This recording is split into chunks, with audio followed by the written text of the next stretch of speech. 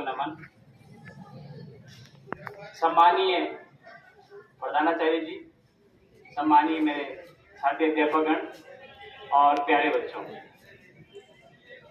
14 सितंबर हिंदी दिवस के रूप में संपूर्ण भारतवर्ष में मनाया जाता है। हालांकि विश्व हिंदी दिवस जनवरी के महीने में आता है, क्योंकि उसी दिन पहली बार हिंदी भाषा संयुक्त राष्ट्र संघ में प्रयुक्त की गई थी।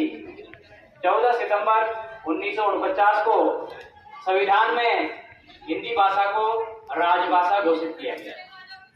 ये हमारे लिए गौरव की बात है कि हिंदी सदियों से भारत की राष्ट्रभाषा रही है। मुगलों के समय में जहां फारसी राजभाषा थी, तब भी हिंदी राजभाषा थी।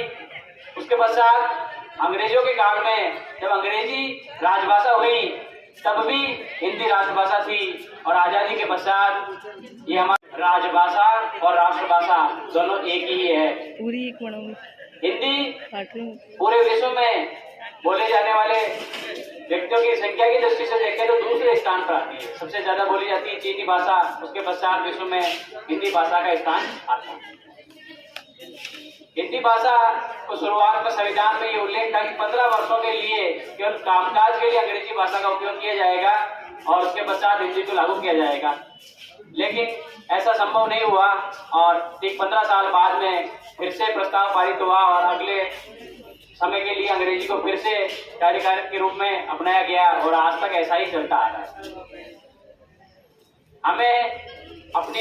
मैं उल्लेख करना चाहूंगा भारतेंदु हरिश्चंद्र का कि निज भाषा है सब उन्नति को मूल, कि अपनी भाषा की उन्नति सब भाषाओं की उन्नति का मूल है।